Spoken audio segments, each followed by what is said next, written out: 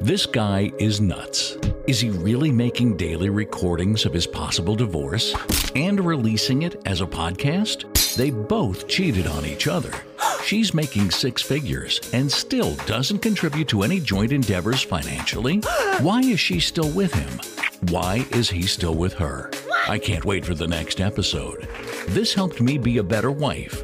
So this is how men think. I hate my husband less now. I understand my wife more now. These are some of the listener comments to the Divorce Diaries podcast. All over the map, I know. These anonymous accounts of events should resonate with anyone that has been married, is married, or is preparing for marriage and helps couples avoid pitfalls as they might prepare for marriage. Entire seasons are released on Patreon weeks before anywhere else at Divorce Diaries Podcast Patreon page. Link in description. Now for today's episode. Welcome to the rebooted Divorce Diaries podcast, where I don't rant like a little bitch the whole time and complain and act like everybody else is the problem, like I did in my first bunch of bullshit recordings that are no longer public.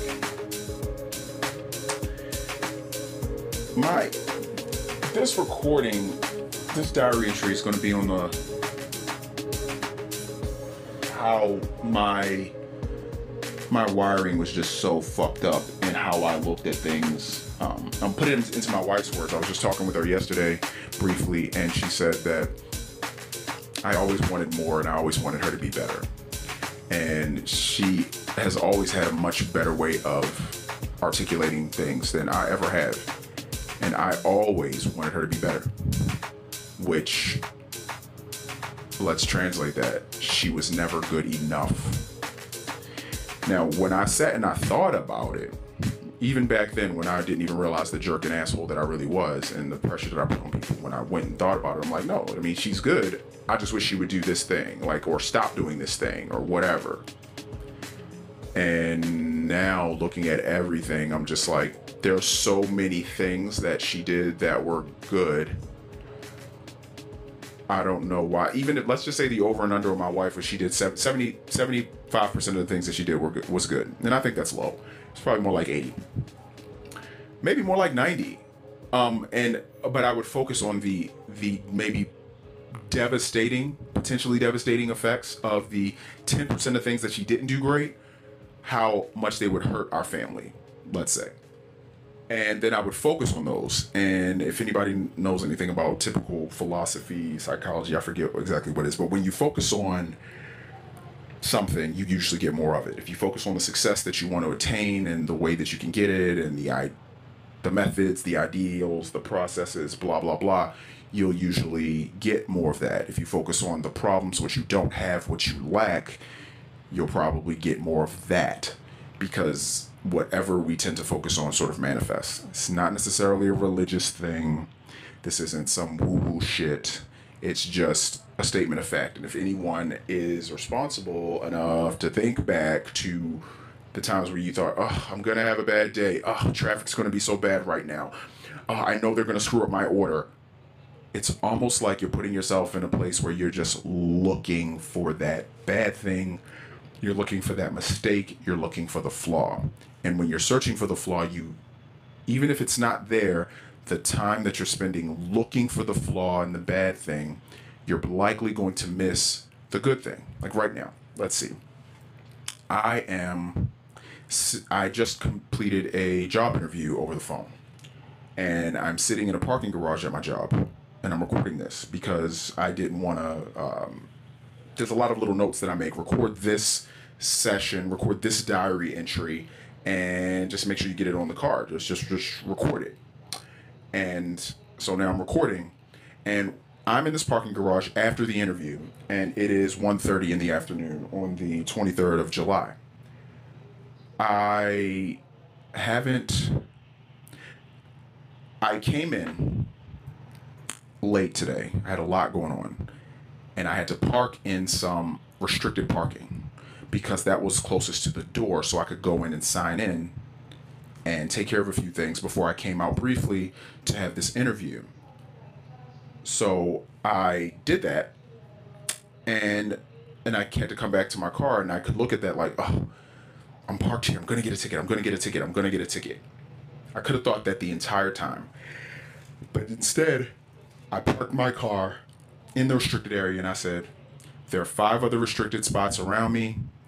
If anyone comes in the next 10 minutes, they should have ample parking. These spots don't fill up that often, and I'm here midday.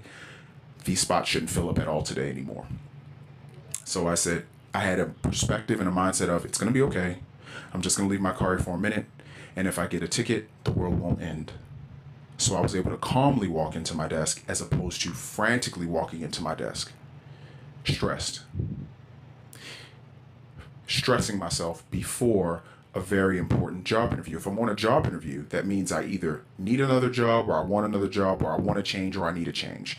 Either way, I should probably put myself in the mental headspace where I'm going to be the most relaxed, calm version, poised version of myself that I can be when I have this job interview. And what's going to be key to me doing that is me relaxing as I'm walking in and focusing on the fact that if I get a ticket, the world will not end, so it just doesn't matter. Okay. It's a really hot day today. It's July 23rd. It's really freaking hot where I am.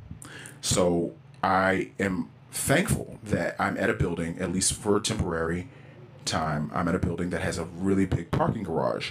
So I get to get in my car and my phone isn't exasperated and it's overheated and it's like, oh, it's going to take a while for your phone to cool down before you can turn it on or send a text or put in a map direction or anything like that.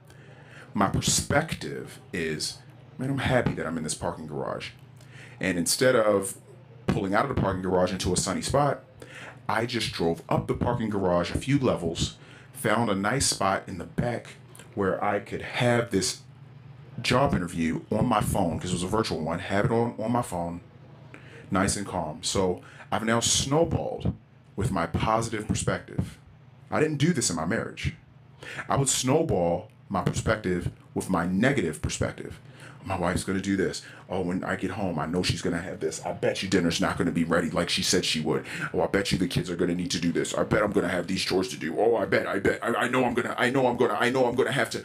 Oh, it's going to be so bad. It's going to be so bad. And then I go home. And here's a few things that I didn't even notice. I didn't even notice that my wife came and hugged me at the door.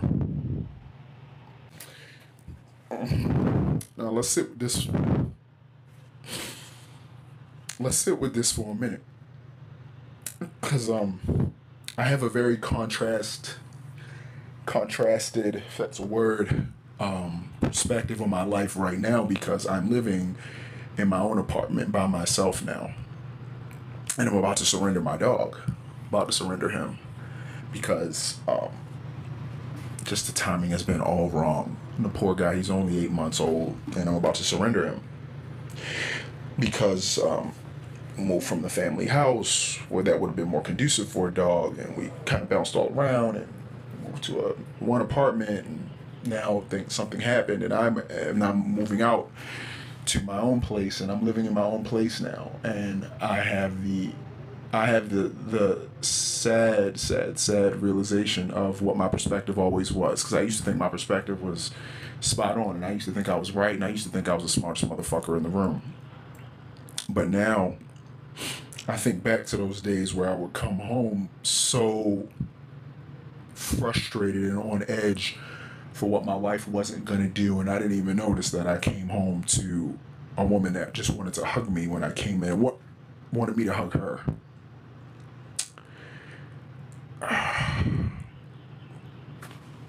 My wife made a lot of mistakes, but she was really, really good in a whole lot of ways.